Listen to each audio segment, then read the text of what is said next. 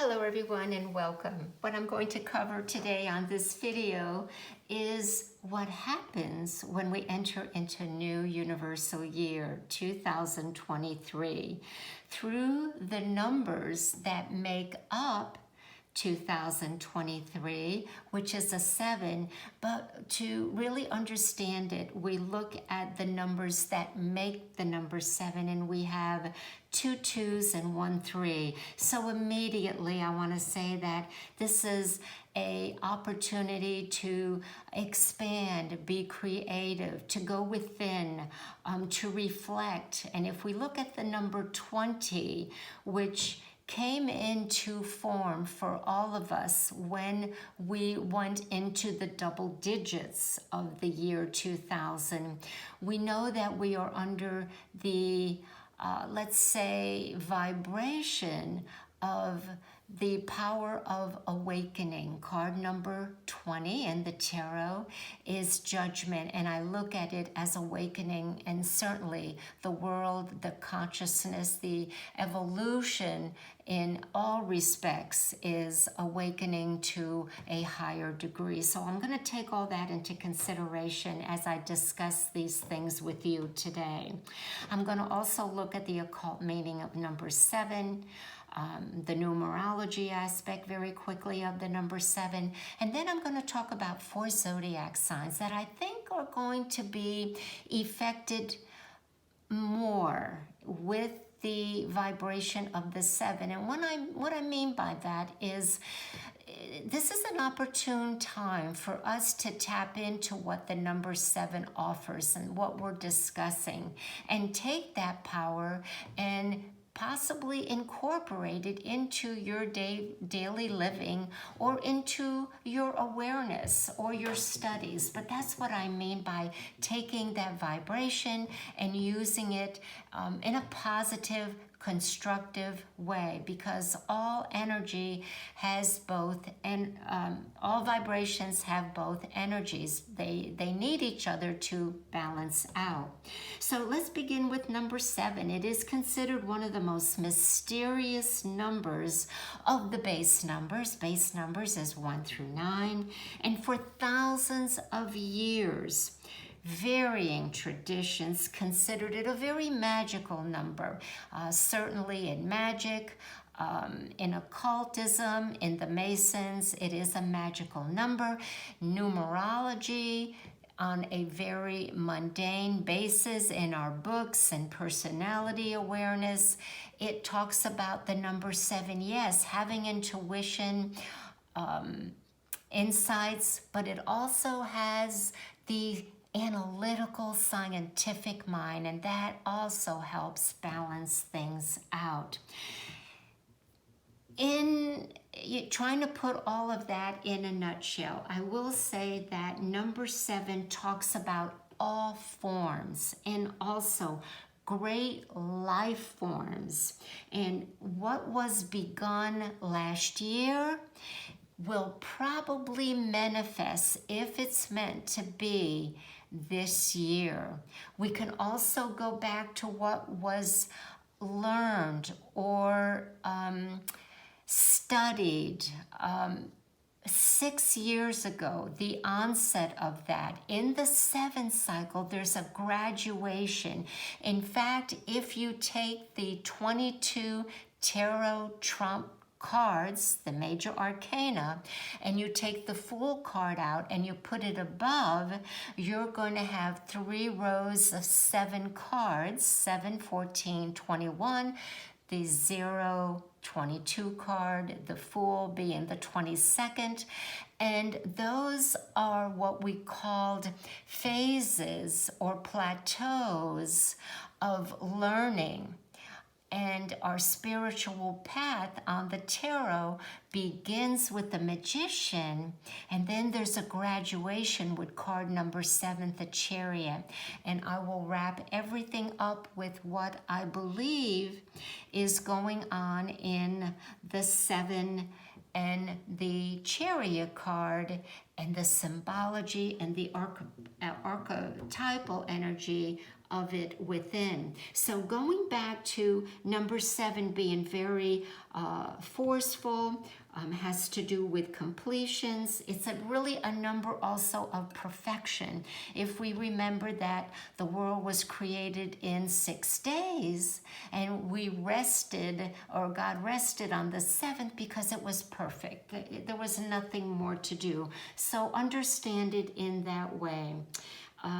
Also, the ancients looked at number 7 as having to do with a number that is master over the moon. And what they meant by that is that the moon, because it changed appearance every 7 days, the 7 had influenced that. And we can talk about the 7 days of the week, the 7 chakras of the body, which are very important right now, which of course really resonate with the Chariot card. Again, we'll get into that a little bit later. So let's go ahead and I will show you, so that if you're interested in taking a screenshot, the interpretations of those 4 zodiac signs that I believe are going to be affected a little bit more, and that's definitely positive. Whoops, and some things to be cautious about, to be aware of. And this is, again, my perspective. And we're going to begin by explaining a few other little tidbits about number 7.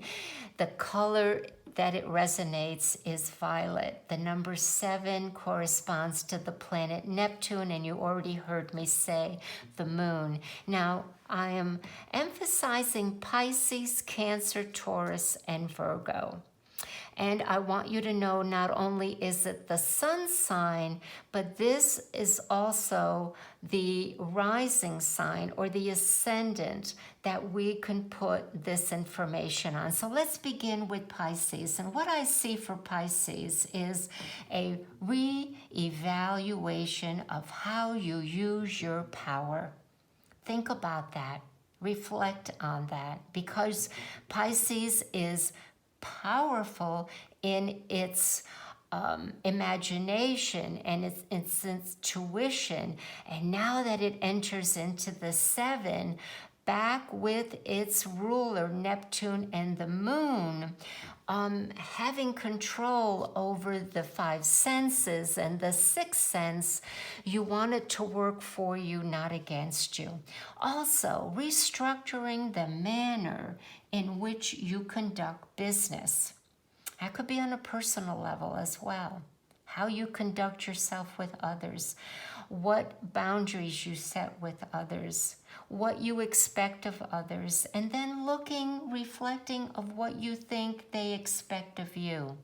There will also be greater emphasis on how you communicate and your self-discipline, and also releasing that which is releasing you. Again, go back to what was happening a year ago that you may have, or last year, that what you may have entered, what was going on.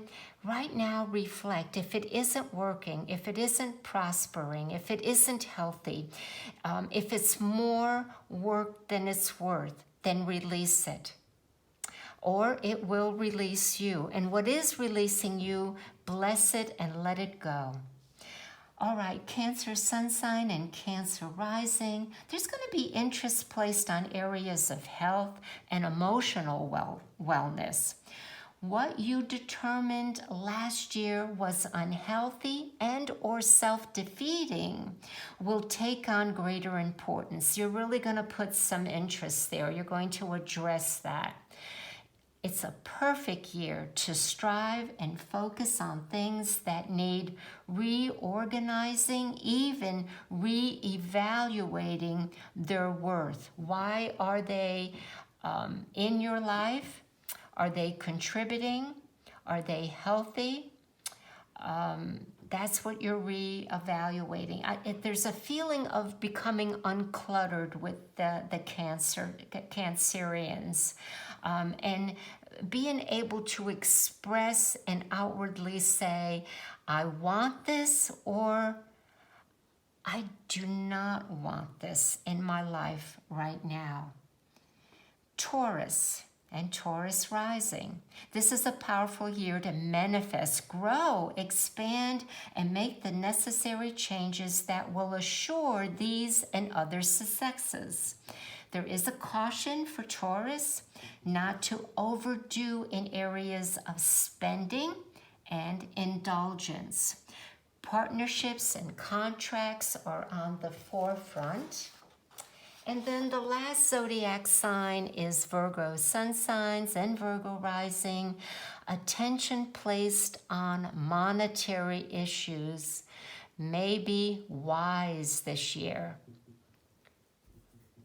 Budgeting, spending additional time outdoors and renewing old hobbies can be quite beneficial for you, Virgo. Others may need your assistance, advice, and services that you offer in greater amounts, so you want to recharge yourself when you can. This is a busy time for you, Virgos. Location changes are possible and advisable in both personal and professional ways. Okay, 2023 7 universal year energy. This is for the collective. I see a year that continues the healing process began last year in 2022, adding a more holistic approach. There's greater interest in alternative healing modalities, using instruments that are magnetized, pulsating, and regenerating the body's own healing system. Electromagnetic, I see that coming of age, especially in the 7 cycle. Ancient healing systems, now they're going to become more outwardly acceptable. They're going to be recognized that they're effective, and mainstream medical practitioners may even respect them and start incorporating them in their practices. There's also water concerns. There could be flooding and rising water this year, 2023, and shortages or concerns for clean water may come to everyone's mind and interest. I also see advances in space technology. Sound and music is a biggie. Sound is healing. Music is healing. New forms of sounds, vibrational sounds, again, helping the body, the mind rebalance, regenerate. I also see new discoveries and talk of other galaxies and life forms. And there can also be changes with mainstream religions. There may be some that start not growing, not prospering, kind of seeing them fading if there isn't maybe some doctrinal changes. Okay, and then lastly, I wanted to talk about the personal aspects of the Chariot and its archetypal meaning. So let's hop right in there. The Chariot, yes, has to do with victory. It also has to do with being in control, taking charge, balancing, and he is in a chariot, and I'm looking at that symbolically as something else that I'm going to share with you here today. It is a year of introspection with willingness to integrate what was learned on a deeper personal level. Many times when we do any kind of spiritual work, psychology, mindfulness, we will think of 7 and say, yeah, I see that, I identify with that. But what I'm alluding to here is integrating the practice or the conflict so that it is now balanced and it becomes part of you, whether that means being resolved or it's part of you that becomes You don't have to think of it anymore. You just do it.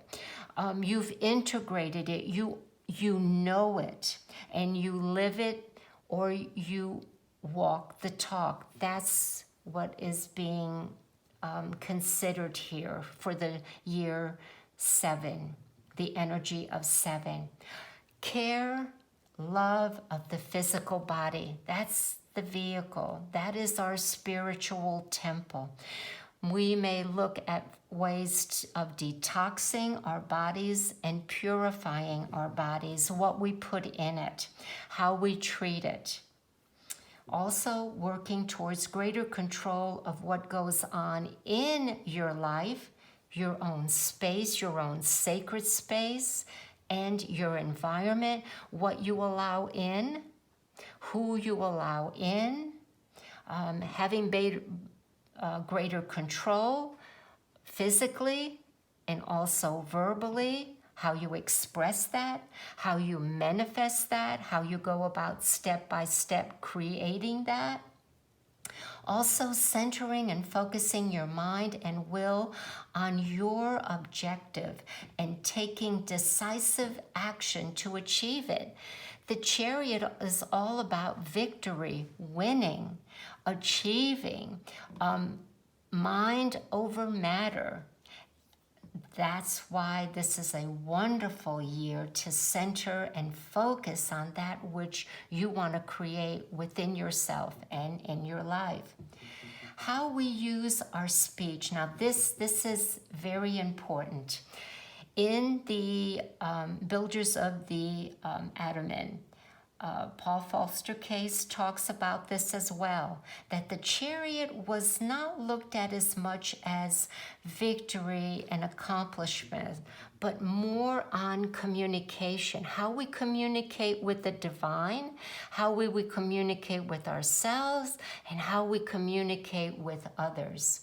So how we use our speech, both the words we say aloud and the silent speech of our thoughts, how we pray, how we give gratitude.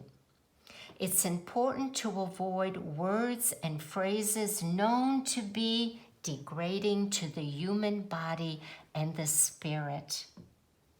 Now, Blavatsky, who is the founder of the Theosophical Society, says these words: sound or speech is a tremendous force when directed by occult knowledge.